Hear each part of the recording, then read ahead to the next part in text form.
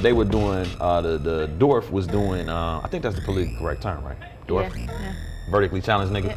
Yeah. He was doing Busta Rhymes from Look at Me Now. Okay, Right? so I did and then see that. Morgan Freeman was doing what's your mouth? Silence when I spit it out. The Missy shit. So I forget what track that was, but Get Your Freak On. Freak On, yeah. So they was just doing a reenactment, Yeah, a lip sync battle. But it was a collaboration between Doritos and Mountain Dew. I liked it. Okay, so this is the one I saw, the Amazon.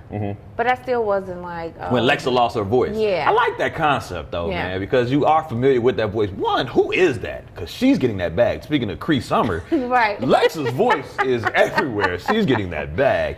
But I do like the fact that if she was to lose her voice, who would replace her? Yeah. And it depends on what you're searching, depends on who comes up with the voice. I like that. And the fact that our baby girl, Cardi B got incorporated into the shit. Yeah, good for and her. she just holds her own, man. Like it's something to be said about people that make it big being their natural selves. Like we'll talk about it a little bit later about people that front they move, you know what I'm saying? Yeah. But she just is authentically Just her and just free, and it's leading to prosperity in her life. Like it or you don't. You gotta like it or you don't. You hate it or love it. I fuck with that shit. So shout out Cardi B, shout out Tiffany Haddish. And then what about the halftime show? Did you think it was cultural appropriation, the way this nigga was dressed? We talk about Justin Timberlake.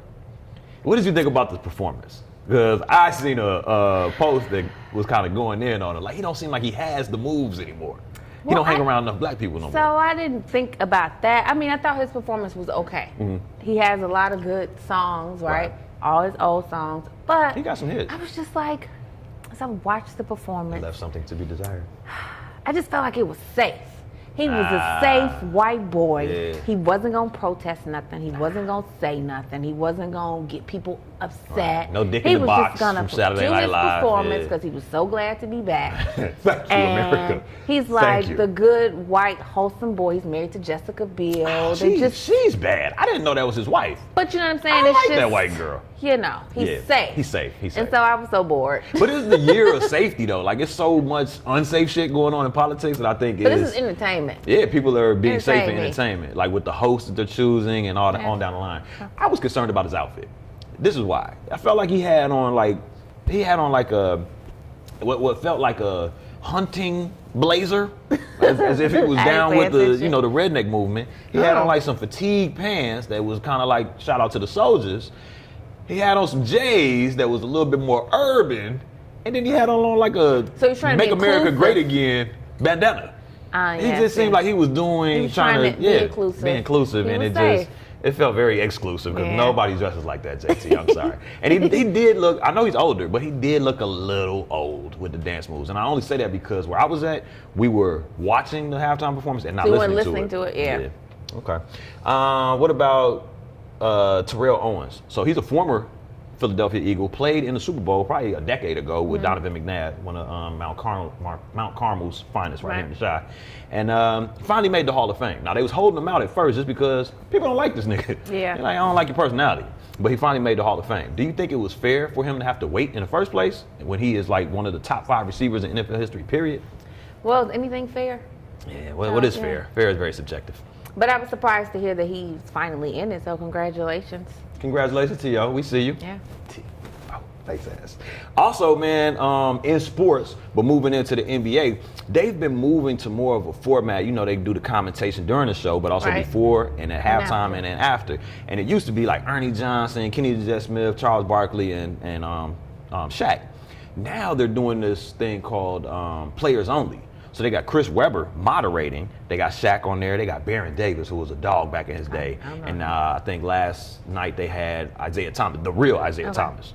What do you think about that? Like moving away from, and no disrespect to anybody, but people that never played basketball and only analyzed it to actual former basketball players only. You know, I never understood that. I never understand it, but I never understood why people get so upset when you listen to somebody who just going off their opinion and don't know. Like that, it's more laughable. Like just be entertained by it. Right. Like I remember when Stephen A. first came out back in the day. Right. He's pissed everybody off. Where did you play?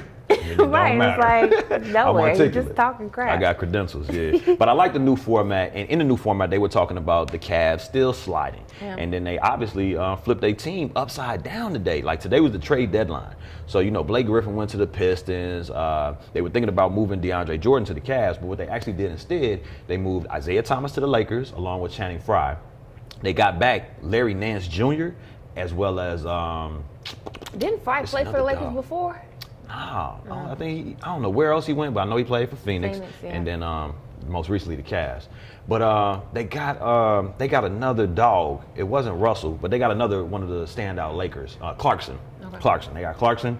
They got Larry Nance Jr. And then they shipped D Rose and Jay Crowder, who they just picked up from Boston. Heard about him. Yeah, he ain't been playing or well. And they shipped them to Utah, and they got Rodney Hood, who used to play for Duke. He's a nice little dog. He hasn't been playing well. They sent him where? Utah. He's gonna be at, what is that, the Cannes Film Festival? What is that shit out there? The Black Harvest? Nothing. What is something in Utah that people go to annually, but I think it already passed. Sundance. Utah. Yeah. Wait, ain't Utah a state? Yeah. And it's in Salt Lake City. Yeah, no, Sundance is in Colorado. Oh, I'm sorry. I just knew it was snow and Alps and shit. Yeah. I mean, not Alps, but, you know, hills and shit. And then they also lost one other person, Amani Shumpert. So Amani Shumpert's gone. And then they brought in, like I said, Rodney Hood. And they picked up George Hill from Sacramento. So that was like a 3-trade deal. I like it. Because, one, you know, the Cavs have been sliding. These niggas lost, like, if they played 20 games, they lost 15 of them shits. You are so into this. I'm so into it because this is the thing. He got these young athletic bulls that's now finna get behind him and be like, that way.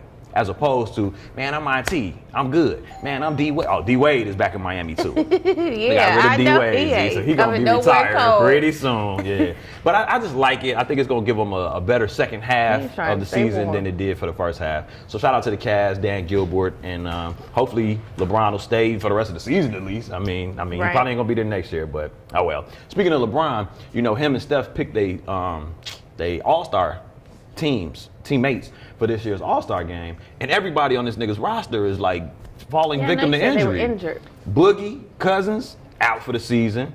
Kevin Love actually, I think he's on LeBron's All-Star team and his team in real life, out for the season. John Wall, standout guard from the Wizards, out. And then Porzingis. Now this is the unicorn, the white boy from the Knicks that you were talking about. He got injured until tore next his year. ACL. I know. Desus and Monroe was talking about that. Gee. They had a whole rest in peace memorial ACL for him. Tears are at least a 6-month process, dog. They said he might not come back until like next year after All-Star. Yeah, it's going to be a cool minute because you don't want to rush it back because you saw what happened with Jabari Parker, you saw what happened with D Rose. So speedy recovery to you, Porzingis, but yeah, the boy is out. But wrapping up our entertainment segment today, I wanted to ask you a question. So we got a lot of basketball joints out there. We got football, baseball, probably even hockey with Mighty Ducks. Do you have any favorite sports movies? Okay. I don't have a favorite anything, but I do have top 5, top 3 that I like. So what came to mind when you asked me that? I am. Right, very non-committal over here. I had to think about like what movies I can watch over and over over and like get a feeling, right? So The Glory Road. Glory Road, yeah. Definitely. That was like when they integrated basketball. The starting five was black. And they had to play that Texas team. Yeah, so that one, Coach Carter, Jerry Maguire, and Blindside. Blindside. Yep. I heard that wasn't really portrayed right by the actual dude that they portrayed. Like, I'm not that dumb. He was like, they made me very dumb. I'm not that dumb. I'm dumb, but not that dumb. They didn't make him dumb. He was just socially awkward. Aren't we all, though? I am. No, you're not. I think my top 5 would have to be Above the Rim.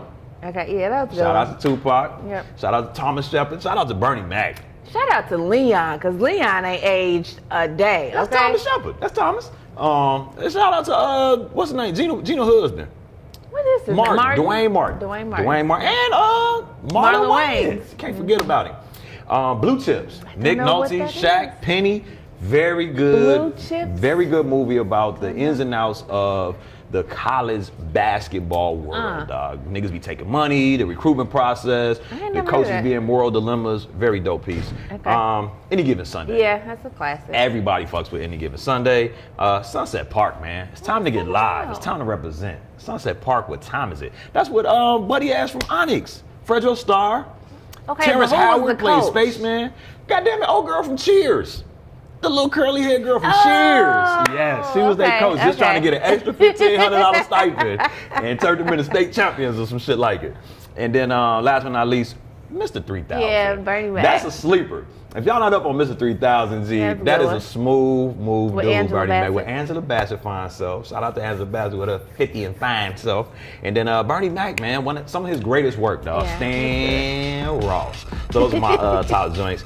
And then that about wraps us up for sports on today's episode of This, That, and the Third. And we appreciate y'all tuning in and turning up with us on the lifestyle show that gives you life. Literally.